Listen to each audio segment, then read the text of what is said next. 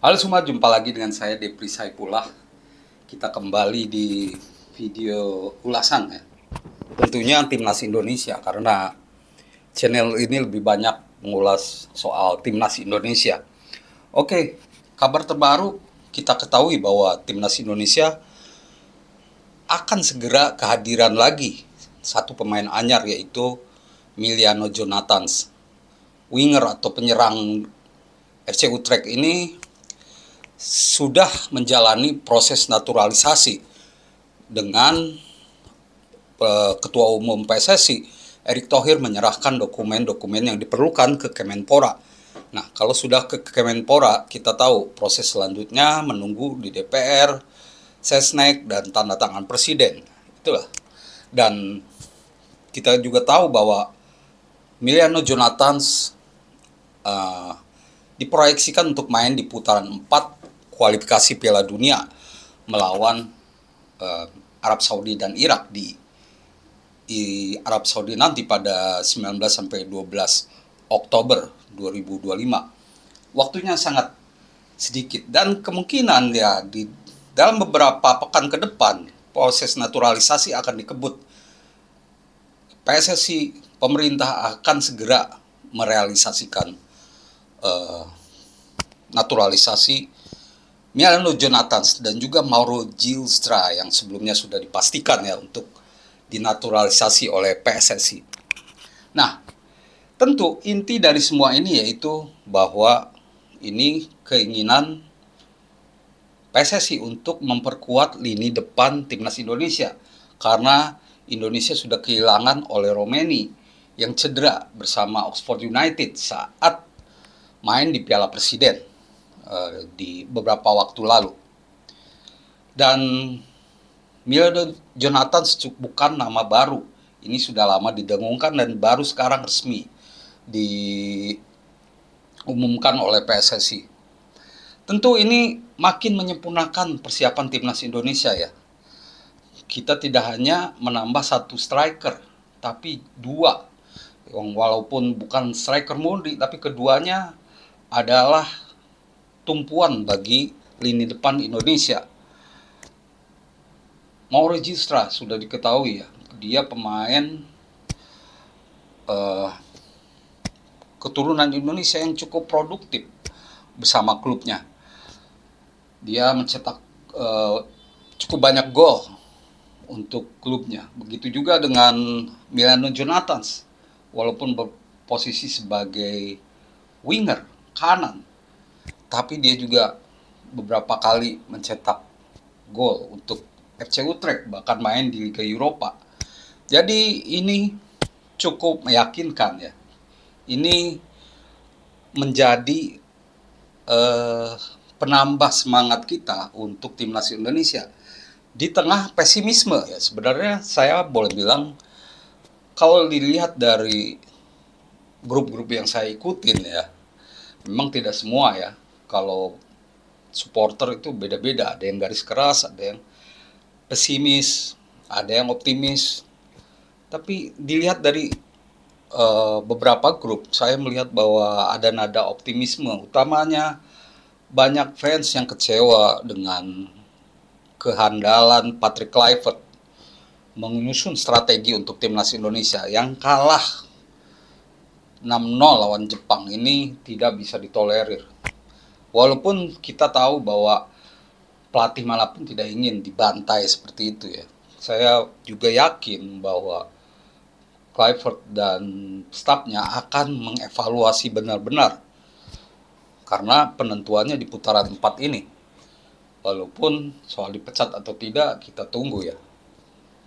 Kalau gagal di putaran 4, kita akan menunggu bagaimana sikap dari Erick Thohir, karena dialah yang mengambil keputusan untuk mengganti pelatih di tengah jalan saat Indonesia sedang bagus-bagusnya dengan Sintayong.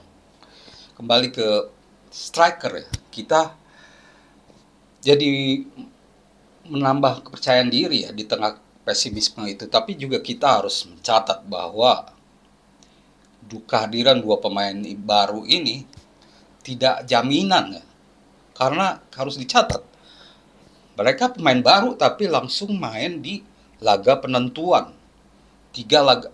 Dua laga penentuan, Arab dan melawan Irak.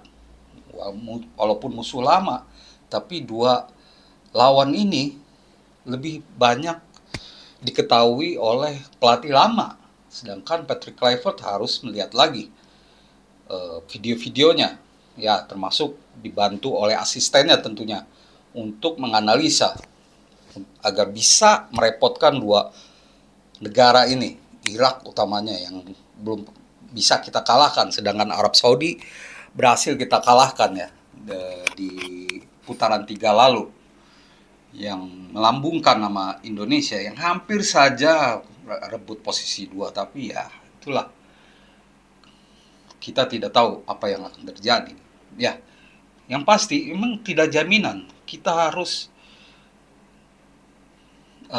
menunggu apakah mereka benar-benar ampuh langsung di lini depan. Tapi untuk melapis atau untuk menambal kekurangan di lini depan ini kabar yang bagus, karena mereka pasti pemain yang jadi, mereka berpengalaman di Eropa, jadi tahu persaingan ketat di dunia, sehingga diharapkan bisa menciptakan peluang-peluang gol untuk timnas Indonesia. Yang menarik juga, setelah dipastikannya Meliano Jonathan, apakah PSSI akan mengumumkan satu penyerang lagi, yaitu Adrian Wibowo, nama yang sangat Indonesia, tapi dia memiliki kewarganegaraan Amerika ya, Serikat, yang main dengan Los Angeles FC, klubnya Son Heung-min. Ini kita tunggu dalam waktu dekat, karena dari rumor-rumornya sepertinya dia juga akan dipanggil untuk naturalisasi. Nah, ini semakin komplit. Kita bisa tersenyum karena lini depan tidak hanya 1, 3 yang akan hadir. Dan itu tentu harus kita tunggu, karena sepertinya dalam waktu dekat Pak Erick Thohir akan mengumumkan lagi soal ini, menurut saya.